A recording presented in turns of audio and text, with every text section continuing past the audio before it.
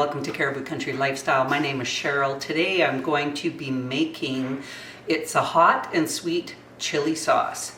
I only have 2 jars of it left downstairs. I don't go through a ton of it, but every once in a while I seem to go through a jar depending on what recipe I'm following.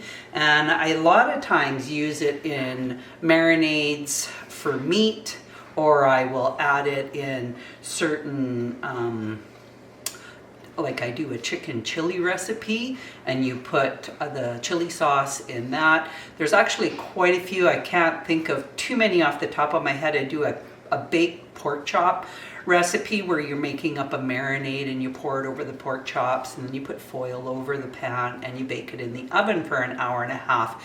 And they turn out so tender and so amazing that I'm trying to use up another batch of tomatoes. So in this recipe I needed 6 cups of tomatoes. I have a little bit better than that. So what I've done, I think I have 7 cups, not too much more. With these tomatoes, I have peeled them and cored them and chopped them up. I did all of my prep work first so that all I had to do was start putting it into the pot, getting it so up to a boil, because it takes an hour and a half to boil this to the point before it's ready, before you can start putting it in the jars. So I have my pot here. In this we need our 6 cups of chopped tomatoes, and I have my Romas and I have a couple of the old German, one of the purple or the black Krim I should say. And then I also have the Carnival Blend tomatoes in there. So we needed 6 cups of those, and I had 7 cups of that.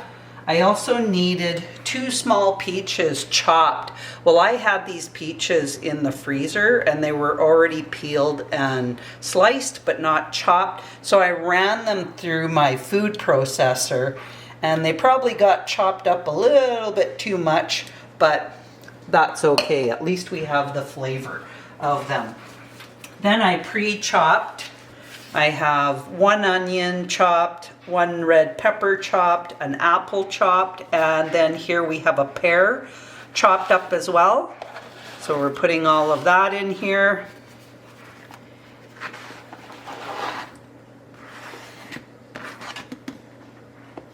And then I have 4 jalapenos, seeded and chopped. There might be a couple of seeds in there, but that's okay. So then next I want to put in 1.5 cups of vinegar.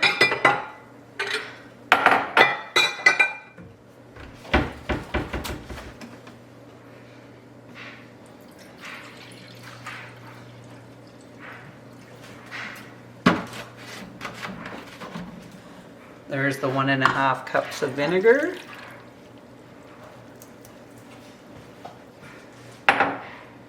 Then we need 1.5 cups of white sugar. There's a half. That's 1. And 1.5.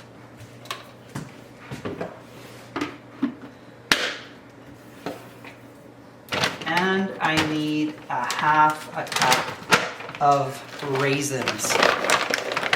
And it says to use the Sultana raisins.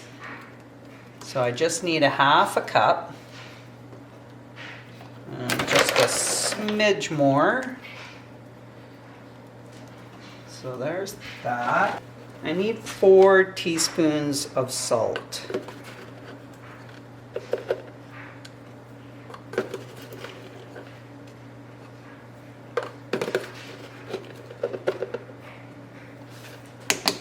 A 1/4 cup of pickling spice.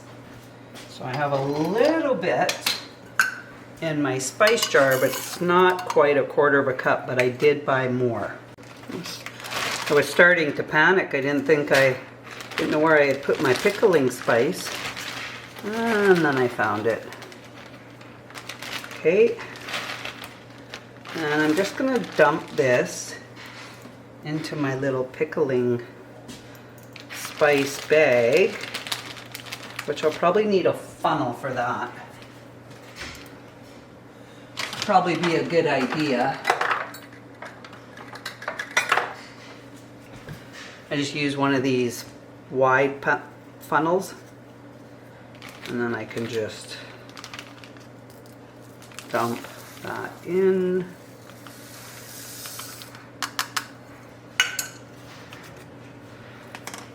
And then I will tie this closed. I'll give it a little tie.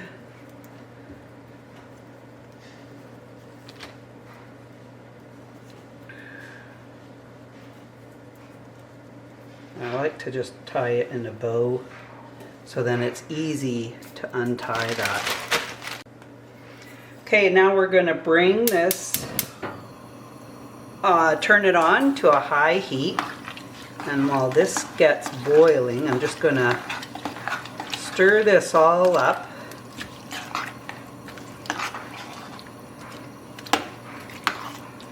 Get that spice bag in there. And then once this gets to boiling, then I'm going to turn it down and just have it on a gentle boil. Oh, that looks amazing. I love all the different colors of everything all mixed together and in here. And this recipe, 4 pints. And I actually like to put these in half-pint jars, just because when I do use this in a recipe, it usually only calls for a couple of tablespoons, maybe tops a quarter of a cup. But I don't usually use more than that, so I'd like to use the half pints. I'll have to go downstairs and check and see if I actually have any half pints left. I might, and I might not. If I don't, then I guess I will be using pints. But I know the last jar that I just opened was a pint, so that probably was what had happened, was I ran out. I had to go to the pints, and that may be the case with this as well. So I am going to bring this to a boil. Once I bring it to a boil, then it will simmer, and I can't remember. You don't have to cover the pot, and we'll come back when after the 1.5 hours is up, and then I'll show you what that looks like, and then we will can it up. I'll be using my steam canner, so I'll bring that up, get that ready so that it's ready to go. Okay, so my chili sauce is pretty much ready. I'm just getting my Fruit Saver steam canner ready. I've got the water in it, I've got the burner turned on, it's on high. I'm waiting until it gets up to temperature, and I'm also starting to prepare for dinner, because we of course have family coming for dinner. We always do every weekend, and today I am making beef stroganoff, and I'm using hamburger instead of steak, and I'm using a pack of the elk burger meat that my son gave me, and a pack of the ground pork that I bought from the store. I've chopped up some onions and some celery, and I'm going to be getting that going after I get this jarred up. I was going to use some of the half pints, but the regular standard lids, I don't have any extra lids. So I didn't have any choice but to use pints, and I'm using the wide mouth pints, but I found some smaller. It's under a pint, but it's a little bit bigger than a half pint. I'm not exactly sure like how many mils there are in one of these jars, but if you look at the difference, like it's a little bit shorter than your standard pint mason or pint jar. It's still a wide mouth, and I usually use these for if I'm going to make jams, or if I do a chili sauce and I want to give it away. I usually use those little bit fancier jars to do that. It looks pretty. So what I'm going to do is I'm going to remove this spice bag, and I'm just going to put it in this bowl. And then once it cools off, then I can empty the contents of this pickling spice out of the bag. Got an onion stuck to my spoon, and then I'll just wait until it cools off because it'd be way too hot to handle right now. So I'll put that off to the side. It smells absolutely amazing. I love all the different types of fruits that you put into this chili sauce. The first time I made it, I was like, I love all the different types of fruits you put into there. And it just gives that fruity chili sauce taste. So we are gonna start filling up these pints. And when I went down to look for jars, I actually only had one more jar of the chili sauce left. I have brought up a jar, and it's in a pint, and I have 1 pint left. So I'm glad I'm actually making this. I thought I had 2 jars still downstairs, but I only have 1. So it's the perfect time to stock that up. Move it to the next one.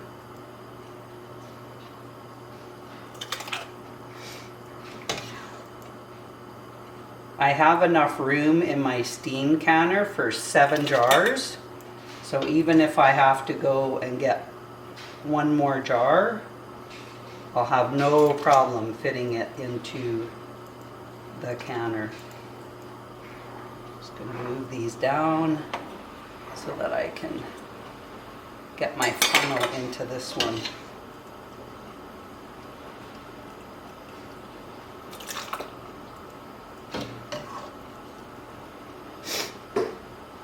It's been definitely a busy day. We got snow this morning. Woke up to about an inch, but it's already melted because it was, I think it got to -1 overnight,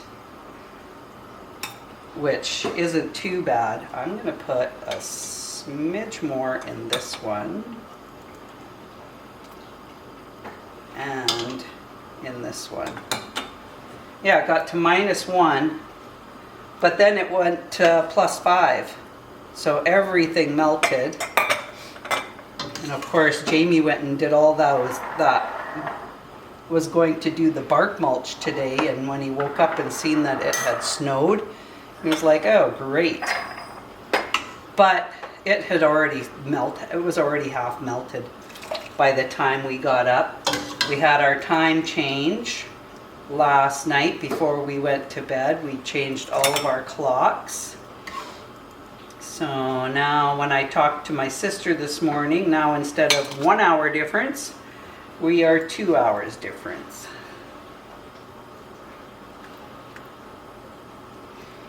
Okay.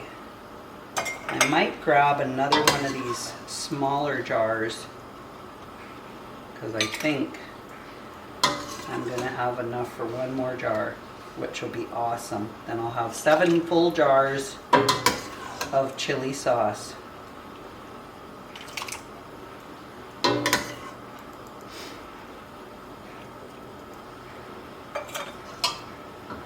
will fill this up. If I have any excess, I will just put it into a small container, and I'll put it in my fridge, and I will just use that up first, even though I have an open jar in the fridge. Maybe I'll put a little bit more in there. I could put a little more in that one. A titch in there.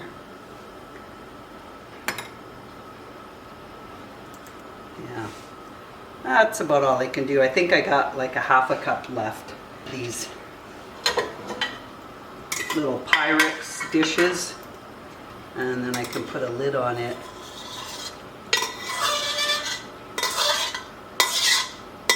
And that takes care of that. Lid's on.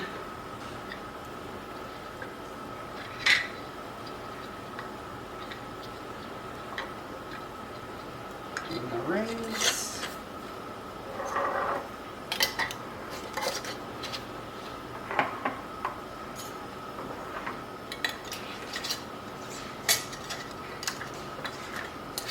And you can either fit 7 quarts or 7 pints.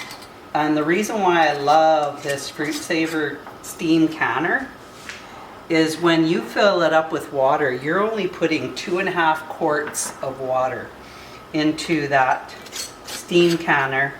Whereas when you're filling up a water bath canner, it has to be a couple of inches above the jar. So you're definitely using way less water. Hot sauce, once I get it in the steam canner, is only going to take 20 minutes to steam. Look at my gauge. It's almost at the max point that I want it at. Once I get to that point, turning my burner down and just making sure that the temperature doesn't go down. I want it to stay at the max point, but I don't need to have it on high anymore. So I'm turning my temperature down. I've got it just under medium heat, and I'm just gonna turn it down a little bit more and see. And that whistling sound, there's a vent in the back, and that vents the air, that the steam out that vent hole. And just take a look. Okay, so we can take this lid off. Always tilt it to the back because there's a lot of steam that comes out of that. And I've also put in 2 tablespoons of vinegar with the water, and what that does is it just reduces having, you know how you'll have that white film on your jars? That makes it so that that doesn't happen. Putting the vinegar in. I do the same thing in my pressure canner, and I also did the same thing in my water bath canner. So we can space these out, because you can, I thought it was 7, but it's actually 8 jars that you can fit in here. And I'm going to tuck them in a little bit more, just so that the outside of the pot's not right up against it. Once I see that the temperature is back up, then I will start timing, put my timer on and time it from that point. Yeah, it's not going down. I'm going to set my timer for 20 minutes.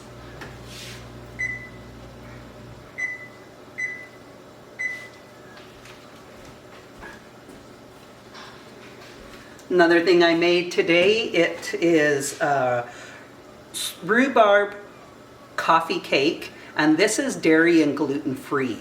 And I make it that way because my son is dairy and gluten free. He has autism, and we had him tested for food sensitivities, and it came up that he is sensitive to dairy, gluten, and a few other things.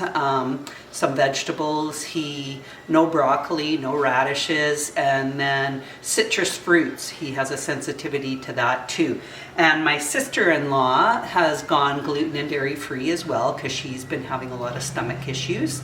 So I decided it was just a regular rhubarb coffee cake recipe, and I just exchanged the regular all-purpose flour to a gluten-free all-purpose flour. And as far as the butter goes, we use a Earthbound buttery spread, and that is a vegan butter. I use that in place. And for the sour cream, it's Earth's Own dairy-free sour cream. So it's a plant-based sour cream.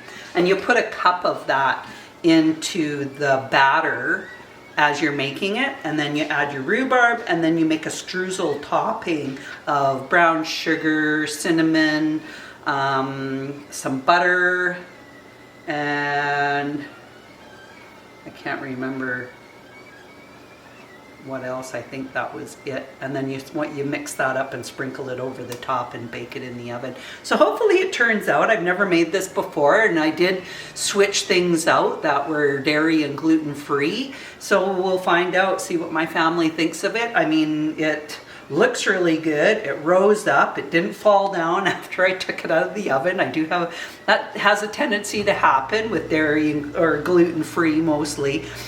So far it's worked out. And then I've got a coconut whip topping.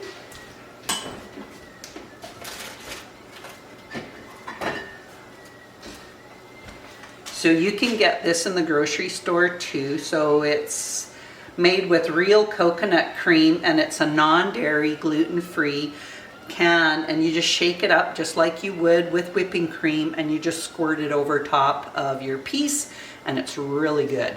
I've got my timer set. We still have almost 17 minutes still to wait, so I'm gonna go. I'm so glad that you're able to join me today for this recipe, this hot and sweet chili sauce. And that is out, the recipe is out of the Bernardin Canning Guide cookbook.